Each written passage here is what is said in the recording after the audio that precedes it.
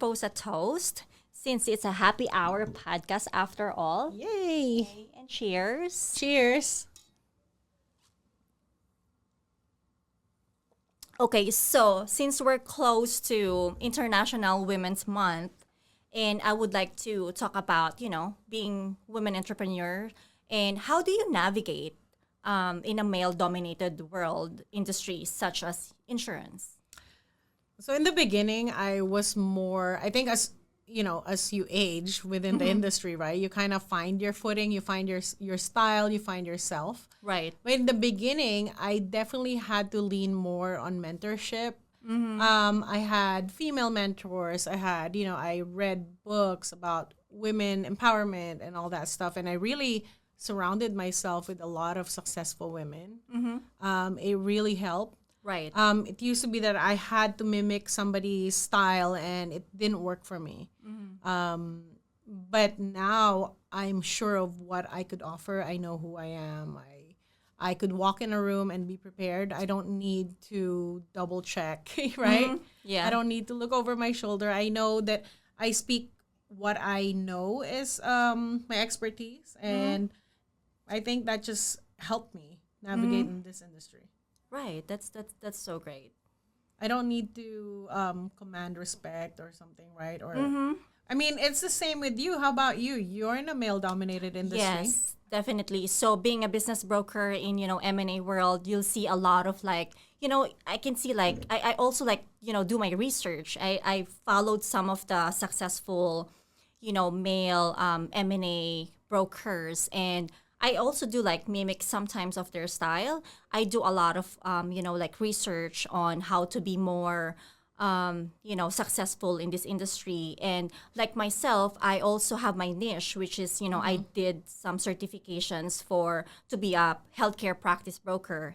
And, in some M&A world, they don't have a niche. But me, I want to have that because, I just want to concentrate where, especially healthcare, it's a very successful and booming industry. And I want to be part of it. And maybe because of my background as well, most of my families, they're all doctors and nurses. And I think this is the least that I could do, just, being a nurse or being a doctor. And I'm so proud of you, by the way. Thank you. I And you wanted to too. congratulate you. I mean, because I think that's what sets you apart from the other business broker because you have that specialty, Right. right? Right. Like on the med spa world or, medical world. On my side of the business, I remember when I started, everybody wants to call themselves all these highfalutin words, like they wanted to be the financial service experts on this and that. And I'm like, look, I'm an insurance consultant. Yes. And I want to be specialized at that. And I Right. really, so you could ask me anything or trends in that industry and I would know it because I don't need to be an expert on everything. I just want to be an expert on one. Yeah, and I think really, selecting your niche, what really sets you apart from the rest. Exactly. Because it's like you're becoming like an expert in this industry, and then you can just close deals even when you're sleeping because Correct. you know it like in and out and everything. And do you find that now you get to choose the type of clients you're going to work Correct. with? Yeah. Right? And you don't want to be like jack of all trades. Yeah. That even with small deals. So now I have like a tiering I would only do deals like as much as this one up to this one. So now because you have value, you actually, put yourself up a price tag for in the industry, in the market, Yeah. I you know what's funny because now I actually get referrals from other insurance agents. Right. Because they know I specialize in this one thing, so they have clients and they know that I won't go around them. They trust me enough that they're agents with other, life insurance company, and they would call me and be like, "Hey, I have a client who's looking for group health, or they own a business and they want to set up something for their employees." I mean, that's Yeah. been my I think last year most of my business came from referrals. That's good. But at least, we earned respect Yes. because we're like the expert in the industry. Yeah. So great. So can you share a breakthrough moment where you felt that you shattered stereotypes? I remember I was working for this agency. They had this wall with all the pictures of the top performers. Call it MDRT, Million Dollar Round Table. And the only pictures that were there were certain stereotype, okay? male, Right. Caucasian. They're in their 60s. And probably one or two out of the 20 male, there's one or two female, and they're usually in their 60s too. And I remember they were telling me, oh, because I said, I want to be there. I Yeah. want my picture there. And they would tell me, oh, you have to do this and this. They've been here forever, whatever, whatever. And when I made it in 2018, I was there for 3 years. When I was there, no, I think it was like maybe 4.5 years, 5 years. And my picture was there. I was so happy because I felt like I changed and I shattered that stereotype because I didn't have to be in my late 50s to do that. Right. And I didn't have to be there for 10 years or so. So I think that was one of those like aha moment for me, like, wow, Exactly.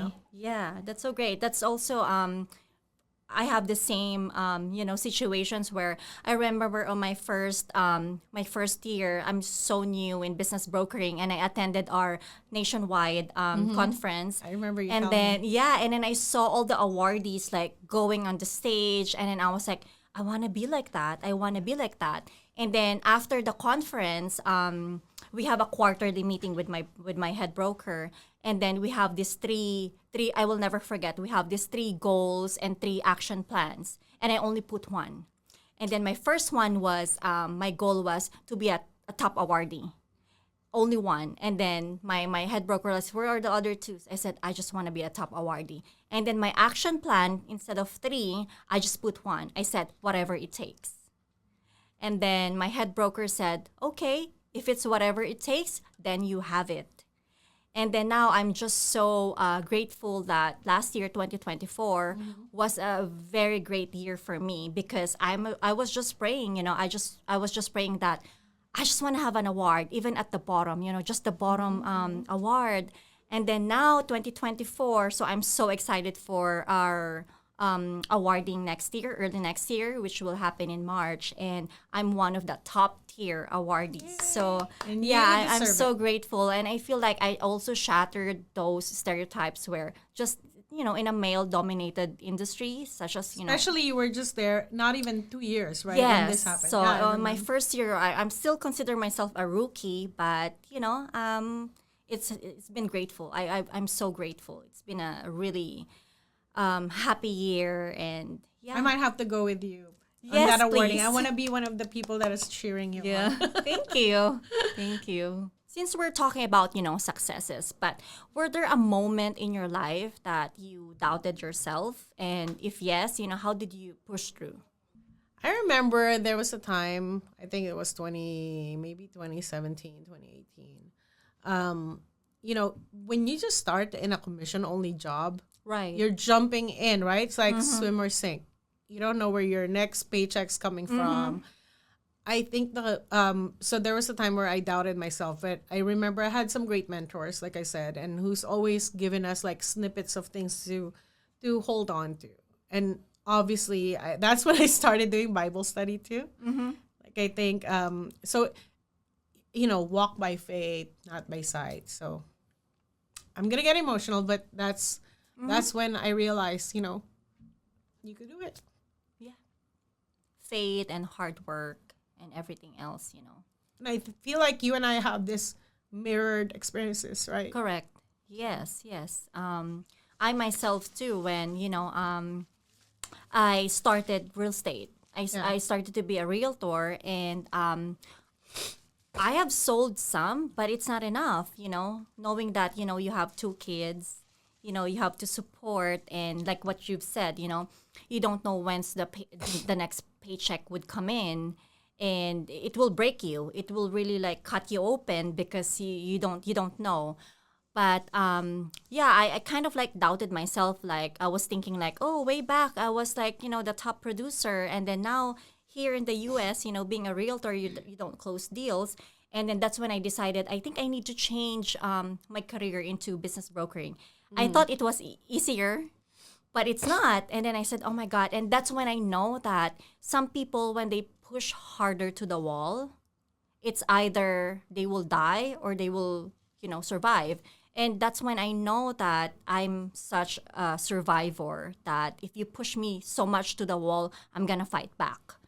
And that's what I did. And I use my kids as my motivation to do more, to Yeah. work harder and to accomplish. It's like there's no opportunity for me to fail. There's I think no such thing. when you're a single mom, there's Right. no other option, right? I There's mean, no you don't other have option. a choice. You have to.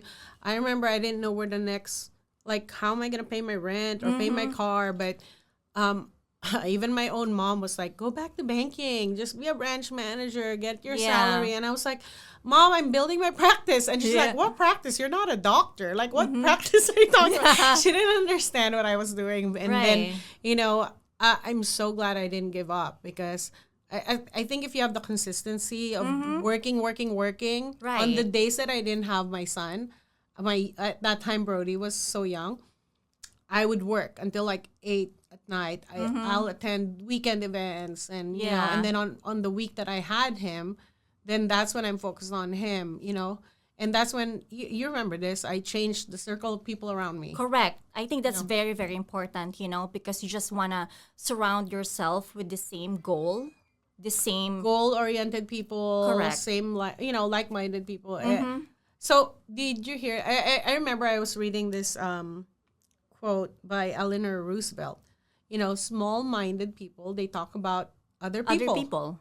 Average mind talk about events, and then great mind talk about ideas. And Right. and you know, when you're surrounded by those people, right, at the chamber events and you Correct. know all these business events, and they're talking about concept, they're talking about what's happening in the industry or you know new businesses that are coming up, and it's so refreshing. I think that's what changed my life.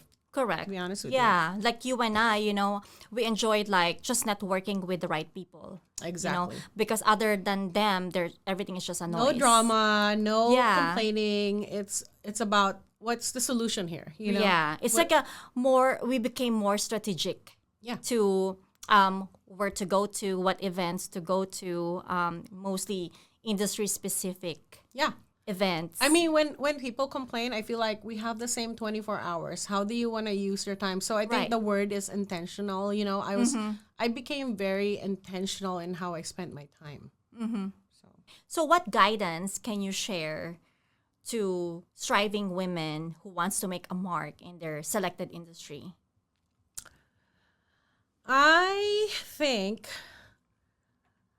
if you know yourself, you know in your core, right? Your value, what you bring to the table, I think eventually it will get there. So, I mean, but before you get to that point, you have to do some work. You have Right. to study, you have to research, business doesn't just come, right? You have to really be making the right connections and being selective of how you spend your time, but sticking it through. So I remember my mentor said, after 2 or 3 years, because what happens sometimes we give up. After Right. a year or two, it didn't work out. I Yeah. mean, you know, somebody was telling me, well, maybe you need to move to a different industry.